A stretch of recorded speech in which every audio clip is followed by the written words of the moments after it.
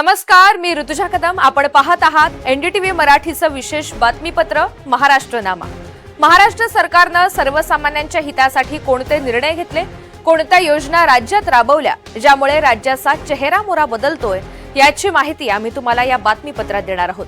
सविस्तर बातम्यांना सुरुवात करूया. पुण्यश्लोक अहिल्यादेवी होळकर यांच्या त्रिशताब्दी जन्मोत्सवाचं औचित्य साधून श्री क्षेत्र त्र्यंबकेश्वर इथे मुख्यमंत्री देवेंद्र फडणवीस यांच्या हस्ते गोदा ते नर्मदा जलयात्रेचा भव्य शुभारंभ करण्यात आला. नदीजोड प्रकल्पांच्या माध्यमातून राज्याला कायमस्वरूपी दुष्काळ मुक्त करण्याचा निर्धार मुख्यमंत्र्यांनी यावेळी व्यक्त केला. आम्ही नदीजोड प्रकल्प हातामध्ये घेतलेले आहेत आणि महाराष्ट्रातल्या नद्या एकमेकांशी जोडून या महाराष्ट्राला दुष्काळ मुक्त करण्याचा संकल्प हा आपल्या सरकारने घेतलेला आहे.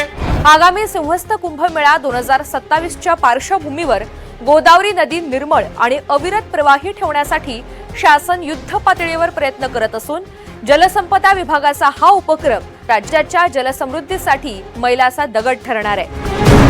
मुख्यमंत्री देवेंद्र फडणवीस यांच्या अध्यक्षतेखाली मंत्रालयात पार पडलेल्या पायाभूत सुविधा विकास समितीच्या बैठकीमध्ये राज्याच्या प्रगतीला वेग देणारे अनेक महत्त्वाचे निर्णय घेण्यात आले.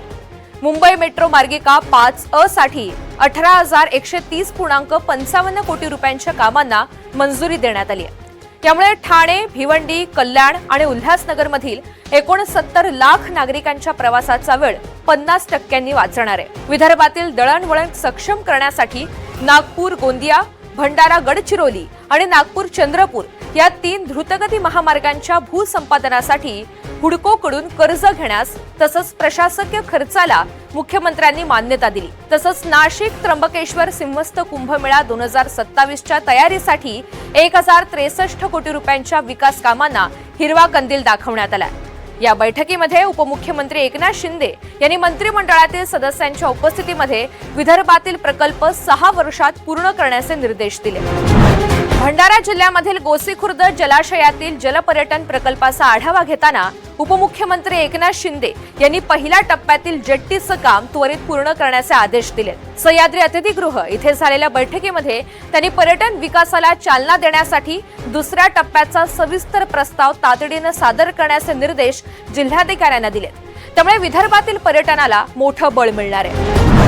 सह्याद्री अतिथीगृह इथे संपन्न झालेल्या बैठकीमध्ये जैन अल्पसंख्याक आर्थिक विकास महामंडळाचं कामकाज अधिक वेगवान करण्यासाठी पूर्णवेळ व्यवस्थापकीय संचालक नेमण्याचा निर्णय घेण्यात आला. या प्रसंगी उपमुख्यमंत्री सुनेत्रा पवार यांच्या उपस्थितीत महामंडळाला आवश्यक मनुष्यबळ आणि पायाभूत सुविधा पुरवण्यावर चर्चा झाली आहे. जैन समाजाच्या सामाजिक आणि आर्थिक उन्नतीसाठी ठोस उपाययोजना राबवण्याचे निर्देश देण्यात आले.